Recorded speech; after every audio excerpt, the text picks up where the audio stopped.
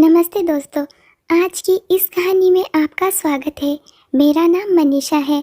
मैं 23 साल की हूँ और मेरी शादी एक बहुत बड़े और अमीर ख़ानदान में हुई है। मेरे पति का नाम राजीव है। हमारी शादी बड़ी धूमधाम से हुई थी। चारों तरफ खुशियों की चमक थी। रंग बिरंगी लाइट, ढेर सारी मिठाइयाँ और रिश्तेदारों की भीड़। सब कुछ मानो ऐसे था जैसे मैं किसी परियों की कहानी में आ गई हूँ। लेकिन ये खूबसूरत सा सपना ज़्यादा दिन तक नहीं टिका। शादी के कुछ दिनों बाद ही राजीव को अपनी नौकरी के लिए विदेश जाना पड़ा। उस दिन जब वे एयरपोर्ट पे मुझे अलविदा कह रहे थे तो मेरा दिल एक अजीब सा खालीपन सा छा गया था।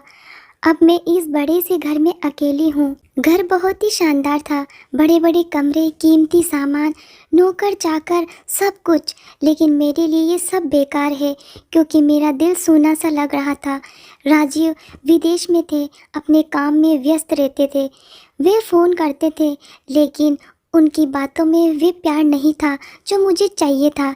एक शादीशुदा औरत होने के नाते मेरे मन में बहुत सारी इच्छाएं हैं प्यार के साथ की, और वे गर्माहट जो एक पति अपनी पत्नी को देता है। लेकिन राजीव के बिना ये सब अधूरा है। मैं हर रात अपने बिस्तर पर अकेले लेटी तड़पती हूँ। मेरे अंदर एक आग है जो बुझती नहीं। इसी अकेलेपन में एक दिन मेरे देवर रोहन हमारे घर रहने आया। रोहन 22 साल का है और राजीव का छोटा भाई है।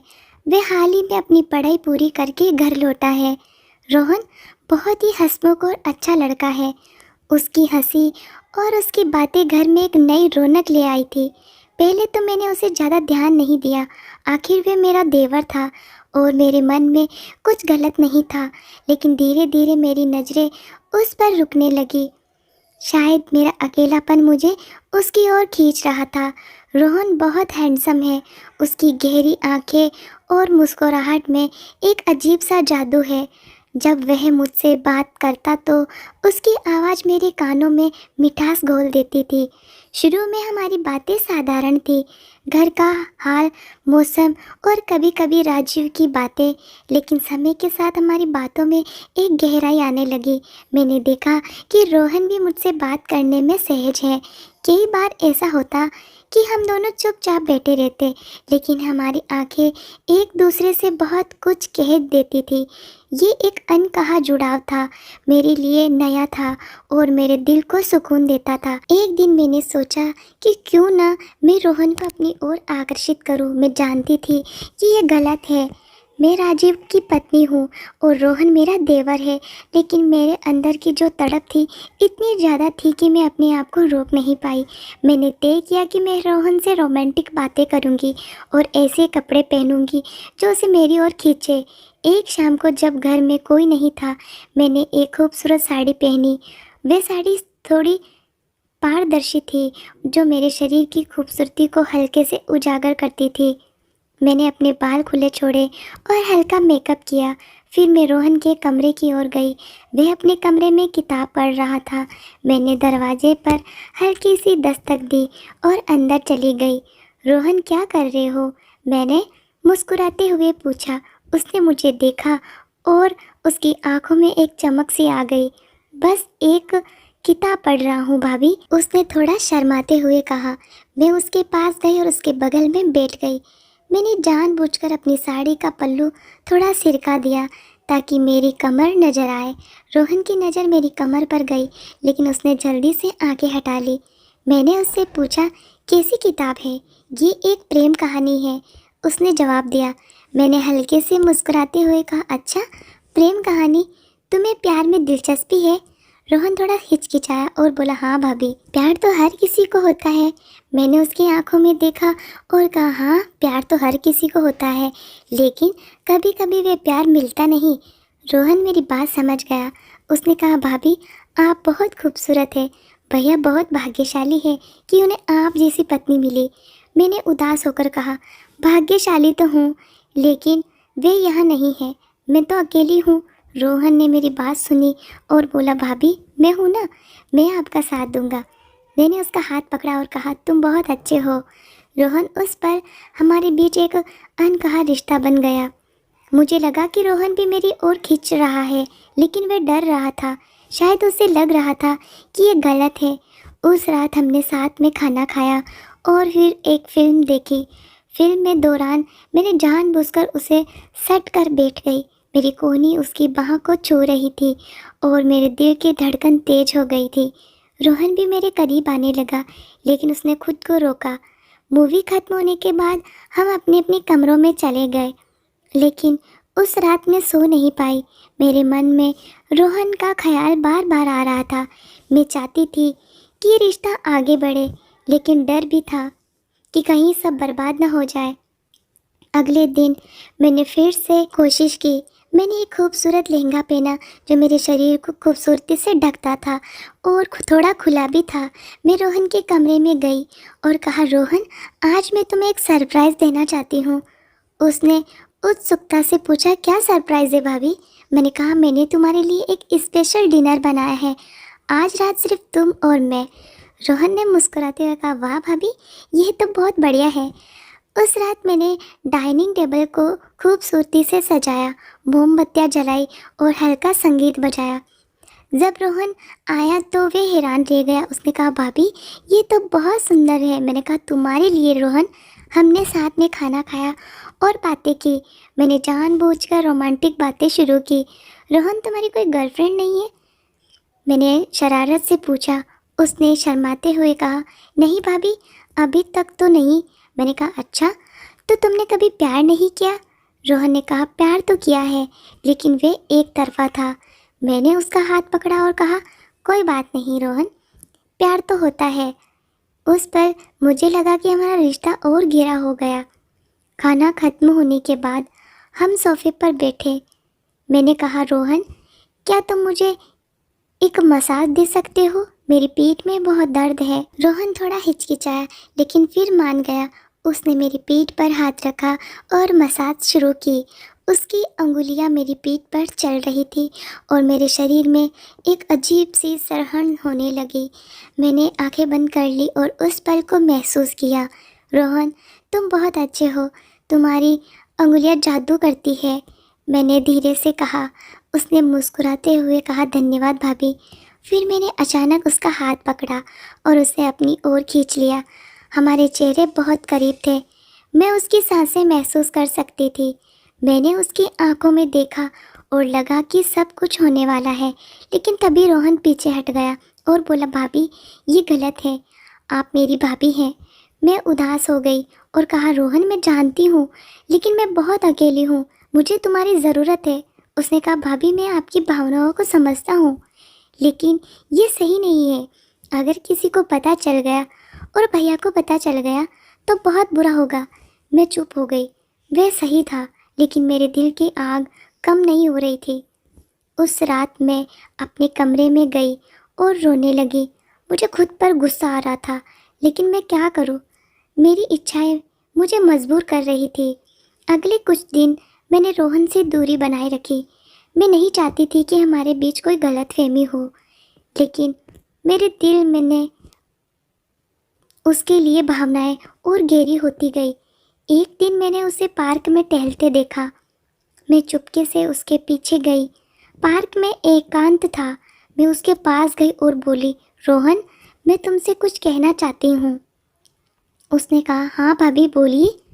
मैंने हिम्मत जुटाई और कहा, रोहन, मैं जानती हूँ कि ये गलत है, लेकिन मैं तुमसे प्यार करने लगी हूँ। तुम मुझे बहुत अच्छे लगते हो।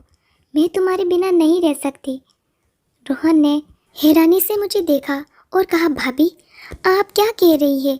ये नहीं हो सकता, ये गलत है। मैंने उसका हाथ पकड़ा और कहा, रोहन, प्लीज़ मुझे रिजेक्ट मत करो। मैं बहुत अकेली हूँ। उसने मेरी आंखों में देखा और कहा, भाभी, मैं भी आपसे प्यार करता हूँ। आप भी मुझे बहुत अच्छे लगते हो, लेकिन ये गलत है।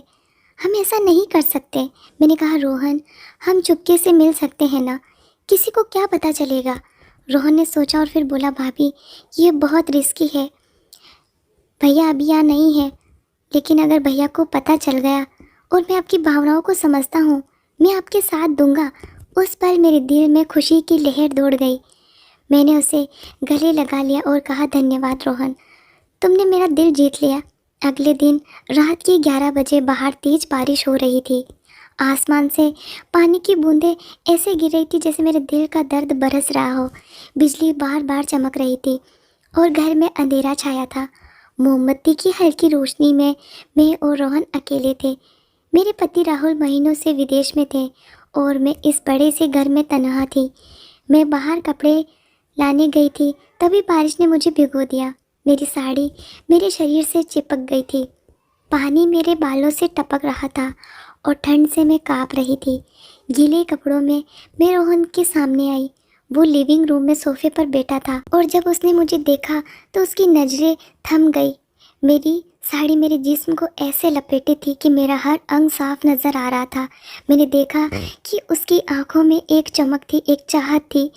मनीषा भाभी, आप भीग गई हैं, जल्दी से कपड़े बदल लीजिए, उसने कहा, लेकिन उसकी आवाज़ में हल्की सी घबराहट थी। मैंने उसकी बात अनसुनी कर दी। मैं चाहती थी कि वह मुझे ऐसे ही देखे। मैं उसके पास गई और सोफे पर उसके बगल में बैठ गई। मेरे दिल में महीनों से दबी हुई तड़प अब बाहर आना चाहती थी। रोहन, मैं अब और अकेलापन सहन नहीं कर सकती, मैंने कहा। मेरी आवाज़ में दर्द था और आंखों में आंसू थे। भाभी, आप ऐसा क्यों कह रही हैं? उसने पूछा, मेरी तरफ देखते हुए। तुम्हारा भाई कभी घर नहीं रहते। मैं इस घर में अकेली मर रही हूँ। मुझे कोई चाहिए जो मुझे समझे, जो मेरे साथ हो। मैं एक औरत हूँ रोहन, मेरे दिल और जिस्म की भूख है, मैंने कहा और अपने आंसू नहीं रोके। वो चुप रहा, लेकिन उसने मेरे कंधे पर हाथ रख दिया। उसकी छुअन से मुझे सुकून मिला। मैंने उसकी तरफ देखा और कहा, रोहन, मुझे बस थोड़ा सा प्यार चाहिए। क्या तुम मुझे वह नहीं दे सकते? भाभी, ये गलत है, आप मेरे भैया की बीवी हैं, उसने कहा। लेकिन उसकी आवाज़ में कमजोरी थी। मुझे पता है, लेकिन राजीव मुझे भूल गए हैं और मैं अब और इंतज़ार नहीं कर सकती, मैंने कहा और उसके और करीब हो गई। वो हिचकिचाया, लेकिन फिर उसने मुझे अपनी बाहों में भर लिया। उसकी गर्माहट ने मेरे जिस्म को थोड़ी राहत दी। मैं उसके सीने से लगी रही और फिर उसने मेरी तो ऊपर की। उसके आँखों में मेरे लिए चाहत थी। धीरे से उसने अपने होठ मेरे होठों पर रखे। उस रात हमने सारी हदें पार कर दी। बारिश की आवाज़ के बीच हम एक दूसरे में खो गए। उस रात के बाद हमारा रिश्ता बदल गया। हम दोनों एक दूसरे के बिना रह नहीं पाते थे। हम दिन में जब भी मौका मिलता, हमें कोई रोकने टोकने वाला तो था नहीं। वो मुझे बहुत प्यार करता था। वो मेरे लिए छोटी छोटी चीज़ें करता, कभी फूल लेके आते तो कभी मेरे हाथों को चूमते। उसकी हर छुअन मेरे दिल को सुकून देती थी। जब घर में तो कोई रहता ही नहीं था, राजीव तो बाहर रहते थे, मैं मेरे कमरे में, उसने मुझे अपनी बाहों में लिया और कहा, भाभी, तुम बहुत खूबसूरत हो, मैं तुम्हारे बिना नहीं रह सकता। मैंने उसकी आंखों में देखा और कहा, रोहन, तुमने मेरी ज़िंदगी में रंग भर दिए हैं। मैं भी तुमसे बहुत प्यार करती हूँ। हम एक दूसरे के करीब आए। उसकी सांसें मेरे चेहरे पर महसूस हो रही थी। उसने मुझे चूमा और फिर हमारी चाहत ने हमें फिर से एक कर दिया। उस पल में सब कुछ सही लग रहा था, हालांकि मैं जानती थी कि ये गलत है। रोहन ने मेरे अकेलेपन को दूर किया, मेरी प्यास को बुझाया। मैं बहुत खुश थी। कुछ दिन बाद सुबह सुबह मुझे उल्टियाँ होने लगी। मेरा पेट दर्द करने लगा। पहले मैंने सोचा कि शायद कुछ गलत खा लिया होगा, लेकिन जब ऐसा बार बार हुआ तो मुझे शक हुआ। मन भी बेचैन सा रहने लगा। मैंने टेस्ट किया और सच सामने आया, मैं प्रेग्नेंट थी। मैं डर गई। रोहन को बताया तो वे भी परेशान हो गया। भाभी, अब क्या करेंगे? अगर भैया को पता चला तो सब खत्म हो जाएगा, उसने कहा। मुझे नहीं पता रोहन, मैं भी डर रही हूँ, मैंने कहा। मेरे हाथ पैर काँप रहे हैं। हमने सोचा कि शायद इसे छिपा लेंगे, लेकिन ये आसान नहीं था। मेरे मन में डर था कि राजीव को सच पता चल गया तो क्या होगा। फिर एक दिन राजीव बिना बताए घर आ गए। वो मुझे सरप्राइज़ देना चाहते थे। मुझे देखकर वे बहुत खुश हुए। उसने मुझे गले लगाया और कहा, मनीषा, मैं तुम्हें बहुत मिस करता था। लेकिन फिर उसकी नज़र मेरी बेचैनी और मेरी बिगड़ी हुई हालत पर गई। क्या तुम ठीक हो? उसने पूछा। क्या तुम प्रेग्नेंट हो? मैं चुप रही। मेरे पास कोई जवाब नहीं था। बताओ, ये कैसे हुआ? मैं तो महीनों से घर नहीं आया। उसने सख्त आवाज़ में कहा। मैं रोने लगी और सारी सच्चाई बता दी। राजीव, मैं बहुत अकेली थी। तुम कभी मेरे पास नहीं थे। मैं हर रात रोती तड़पती। रोहन ने मेरा साथ दिया और हमारा रिश्ता बन गया। ये बच्चा उसी का है। राजीव का चेहरा गुस्से से लाल हो गया। तुमने मेरे साथ धोखा किया है, वे भी मेरे भाई के साथ। ये बच्चा इसका है, ये पूछने की भी ज़रूरत नहीं। तुमने मेरा मुंह काला करवा दिया। वो चिल्लाया।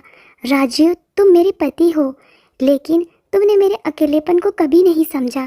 मैं इंसान हूँ, मेरी भी फीलिंग्स है, मेरे भी दिल और जिस्म की ज़रूरतें हैं।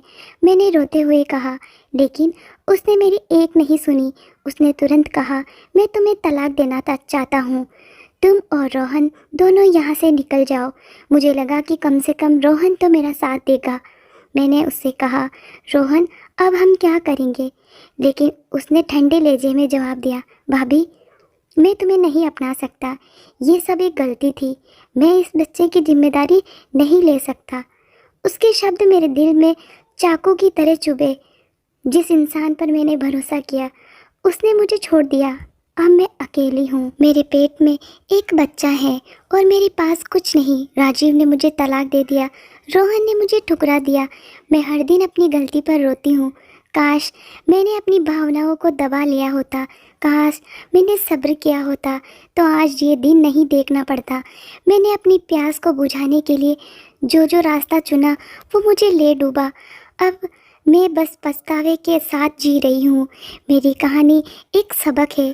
प्यार और चाहत बहुत खूबसूरत है, लेकिन अगर वे गलत रास्ते पर ले जाए तो सिर्फ दर्द ही मिलता है। दोस्तों, आपको ये कहानी कैसी लगी? कृपया अपने विचार साझा करें। अगर आपको ये कहानी पसंद आई हो तो इसे लाइक करें, शेयर करें। ऐसी ही और कहानियों के लिए हमारे चैनल को सब्सक्राइब ज़रूर करें और बेल आइकन दबाना ना भूलें। धन्यवाद।